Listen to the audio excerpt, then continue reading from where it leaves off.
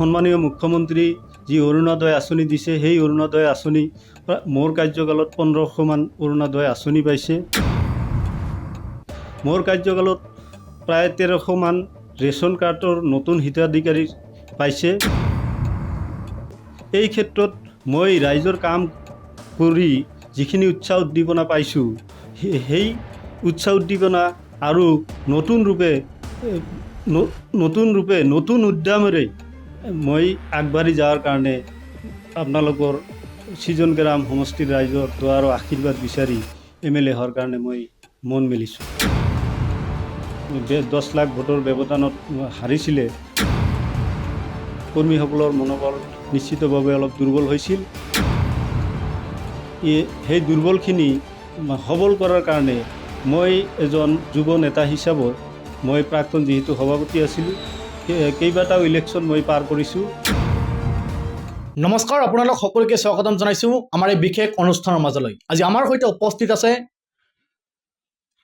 নৱগঠিত সৃজন গ্ৰাম বিধানসভা সমষ্টিৰ AIUDFৰ টিকিট প্ৰাৰ্থী প্ৰত্যাশী তথা বিশিষ্ট সমাজসেৱক জিগিখোপা গাঁও পঞ্চায়তৰ সভাপতি ছফিউৰ ৰহমান ডাঙৰীয়া। প্ৰথমে আপোনাক আমাৰ অনুষ্ঠানৰ মাজলৈ স্বাগতম জনাইছোঁ। হয়, ধন্যবাদ। মোৰ নাম ছফিউৰ ৰহমান। মোৰ ঘৰ জয়গোপা ভাটিপাৰা। মই বিগত 2018 চনৰ পঞ্চায়ত নিৰ্বাচনত জয়গোপা গাঁও পঞ্চায়তৰ সভাপতি হিচাপে ৰাইজে নিৰ্বাচিত কৰিছিলে। সেই হেতুকে মই প্ৰাক্তন জয়গোপা গাঁও পঞ্চায়তৰ সভাপতি হিচাপে এইবেলি ৰাইজে মোক AIUDF দলৰ পৰা প্ৰাৰ্থিত্ব প্ৰত্যাশী হিচাপে বিচৰাত মই আগবাঢ়ি আহিছোঁ। যিহেতু আপুনি প্ৰাক্তন সভাপতি জিগিখোপা গাঁও পঞ্চায়তৰ প্ৰাক্তন সভাপতি আছিলে, আপুনি কিয় ভাবিলে যে আপুনি জনপ্ৰতিনিধি MLA হ'লে আপুনি কাম কৰিব, বা আপুনি কিয় ভাবিলে যে আপুনি MLA হ'ব লাগিব? হয়, সুন্দৰ কথা কৈছে। নিশ্চিতভাৱে এই ক্ষেত্ৰত মই ক'ম। চাওক, সততে এটা কথা উত্থাপন হয়, ফুটবল খেলুৱৈ এজনে যদি আপোনাৰ ফিল্ডত খেল চাবলৈ যায়, তেতিয়াহ'লে প্ৰকৃত খেলুৱৈজনৰ কিন্তু ভৰি নাচে বুলি আমাৰ এটা প্ৰবাদ আছে, বিদ্যলোকে কোৱা শুনিছোঁ। যিজন মানুহ সৎ মনোভাৱ লৈ নিষ্ঠা সহকাৰে সৎ মনোভাৱেৰে সমাজৰ কাম কৰিবলৈ আগবাঢ়ি আহে, সেইজন মানুহ কেতিয়াও বহি থাকিব নোৱাৰে, সেইজন মানুহ ওলাই আহিবই। মই বিগত 5 বছৰত জয়গোপা গাঁও পঞ্চায়তৰ প্ৰাক্তন সভাপতি হিচাপে যিখিনি প্ৰধানমন্ত্ৰী আৱাস যোজনাৰ ঘৰ প্ৰায় 2200 মান ঘৰ দিয়া হৈছে, আমাৰ সন্মানীয় মুখ্যমন্ত্ৰী যি অৰুণোদয় আঁচনি দিছে, সেই অৰুণোদয় আঁচনি মোৰ কাৰ্যকালত 1500 মান অৰুণোদয় আঁচনি পাইছে। মোৰ কাৰ্যকালত প্ৰায় 1300 মান ৰেচন কাৰ্ডৰ নতুন হিতাধিকাৰী পাইছে। এই ক্ষেত্ৰত মই ৰাইজৰ কাম কৰি যিখিনি উৎসাহ উদ্দীপনা পাইছোঁ, সেই উৎসাহ উদ্দীপনা আৰু নতুন উদ্যমেৰে মই আগবাঢ়ি যোৱাৰ কাৰণে আপোনালোকৰ সৃজন গ্ৰাম সমষ্টিৰ ৰাইজৰ দোৱা আৰু আশীৰ্বাদ বিচাৰি MLA হোৱাৰ কাৰণে মই মন মেলিছোঁ। যদি সৃজন গ্ৰাম বিধানসভা সমষ্টিৰ ৰাইজে আপোনাক জনপ্ৰতিনিধি নিৰ্বাচন কৰে, আপুনি সৃজন গ্ৰাম ৰাইজৰ কাৰণে কি কৰিব? হয়, সুন্দৰ কুৱেশ্যন কৰিছে। জাতি ধৰ্ম বৰ্ণ নিৰ্বিশেষে যিহেতু সাংবিধানিক নিয়ম আছে, এজন জনপ্ৰতিনিধি প্ৰথমতে শপত বাক্য লয়। শপত বাক্য লোৱাৰ পিছত সেই শপত বাক্যৰ সাৰমৰ্মখিনি যিজন নেতাই বুজি পায়, তেখেতে নিশ্চিত ৰূপে জাতি ধৰ্ম বৰ্ণ নিৰ্বিশেষে মানে কাম কৰাৰ কাৰণে প্ৰয়াস কৰে। বিশেষকৈ আমাৰ AIUDF দলৰ সুপ্ৰিমো মৌলানা বদৰুদ্দিন আজমল চাহাবৰ এটা কি আছে, শিক্ষাৰ প্ৰতি স্বাস্থ্যৰ প্ৰতি বিশেষ গুৰুত্ব দিব আমাৰ দলে। আৰু আপুনি আমাৰ সংখ্যালঘু মানুহখিনিৰ যিখিনি জাতীয় সমস্যা বুলি মই ক'ম, খৰাখহনীয়া, আপোনাৰ মাটিৰ পট্টাকে আদি কৰি আভ্যন্তৰিক বাহ্যিক বহুতো সমস্যা আছে। সেই সমস্যাসমূহ মই নিশ্চিতভাৱে সমাধান কৰাৰ কাৰণে প্ৰয়াস কৰিম। হয়, নিশ্চয়কৈ আৰু এটা কথা উত্থাপিত কৰিব লাগিব। যিহেতু আপুনি এজন জিগিখোপা গাঁও পঞ্চায়তৰ সভাপতি আছিলে, তাৰপিছত আপুনি এইবাৰ বিধায়ক হোৱাৰ সপোন মেলিছে ৰাইজৰ বাবে কাম কৰিবলৈ। ক'ব লাগিব সৃজন গ্ৰাম সমষ্টিত আচলতে কেৱল এটা সম্প্ৰদায়ৰ মানুহ নাই, ইয়াত জাতি ধৰ্ম নিৰ্বিশেষে বাস কৰে।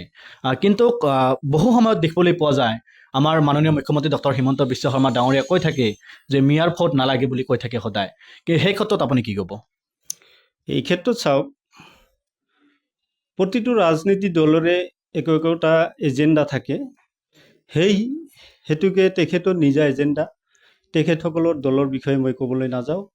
আমাৰ সুপ্ৰিমো দলৰ AIDF দলৰ সুপ্ৰিমো হজৰত মৌলানা বদৰুদ্দিন আজমল চাহাবৰ এটাই এজেণ্ডা।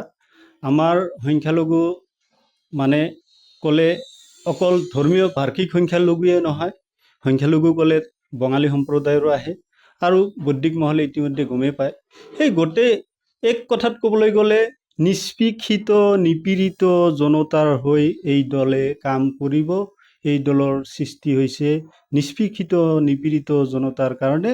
এই নিষ্পেষিত নিপীড়িত জনতাৰ কাৰণে যিখিনি সমস্যা আছে, সেই সকলো সমস্যাসমূহৰ মাত মাতাৰ কাৰণে আমি প্ৰয়াস কৰিম। হয়, নিশ্চয়কৈ আমি অনুষ্ঠানৰ পৰা বিদায় ল'ম, কিন্তু শেষত আপোনাৰ পৰা আৰু এটা কথা জানিবলৈ বিচাৰিছোঁ। যিহেতু আপুনি সৃজনগ্ৰাম বিধানসভা সমষ্টিৰ বিভিন্ন প্ৰান্তত আপুনি গৈছে, আপুনি সৃজনগ্ৰামৰ ৰাইজৰ পৰা কেনেকুৱা ধৰণৰ সঁহাৰি লাভ কৰিছে? এই ক্ষেত্ৰত ক'বলৈ গ'লে চাওক, সৃজনগ্ৰাম সমষ্টিত আমাৰ AIDF দলৰ ভেটি অলপ দুৰ্বল আছিলে। এতিয়াও দুৰ্বল একেবাৰে নথকা বুলি নকওঁ, সত্য কথাটো পোহৰত আহিব লাগিব। আমাৰ যিহেতুকে প্ৰায় এটা বছৰ কাৰ্যকাল আমাৰ সুপ্ৰিমো দলৰ যি ধুবুৰী লোকসভা সমষ্টিত 10 লাখ ভোটৰ ব্যৱধানত হাৰিছিলে, কৰ্মীসকলৰ মনোবল নিশ্চিতভাৱে অলপ দুৰ্বল হৈছিল।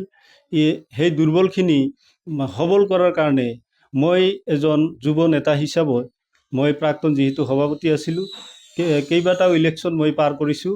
সেই ইলেকশ্যন পাৰ কৰাৰ নলেজৰ পৰা মই ৰাইজৰ মাজত সোমাই যিখিনি মানে কষ্ট মই কৰি আছোঁ, সেই কষ্টৰ ফল মানে নিশ্চয় মই পাম আৰু ৰাইজে মোক যথেষ্ট পৰিমাণে সঁহাৰি দি আছে। যদি দলে মোক যোগ্য যুৱ নেতা হিচাপে বিবেচনা কৰে, পৰিশ্ৰমৰ ফল দিয়ে, টিকেট যদি মোক দিয়ে, নিশ্চিতভাৱে বিপুল সংখ্যক ভোটৰ ব্যৱধানত মই জয়লাভ কৰিম বুলি মই ওপৰৱালা বা ভগৱানৰ ওচৰত মানে বিশ্বাস। হয়, নিশ্চয়কৈ প্ৰিয় দৰ্শক, আমি অনুষ্ঠানৰ পৰা বিদায় ল'ম। তাৰ লগতে আমি বিশিষ্ট সমাজসেৱক তথা যোগীসভা সমষ্টিৰ প্ৰাক্তন সভাপতি ছফিউৰ ৰহমান ডাঙৰীয়াক আমি ধন্যবাদ জনাইছোঁ তেখেতৰ এই মহামূল্যৱান সময় দিয়াৰ বাবে। আৰু নিশ্চয়কৈ আপোনালোকে জ্ঞাত যে ইতিমধ্যে তেওঁ অৱগত কৰিছে যোগীসভা সমষ্টিৰ বিভিন্ন প্ৰান্তত তেওঁ গৈছে আৰু তেওঁৰ ইতিমধ্যে মত বিনিময় কৰিছে যে যোগীসভা সমষ্টিৰ যিসমূহ ৰাইজ আছে তেওঁৰ সৈতে নিশ্চয় সঁহাৰি জনাইছে বুলি তেওঁ ইতিমধ্যে উল্লেখ কৰিছে। আৰু সদশেষত আমি আমাৰ এই বিশেষ অনুষ্ঠানৰ ফালৰ পৰা ছফিউৰ ৰহমানক ধন্যবাদ জনাইছোঁ।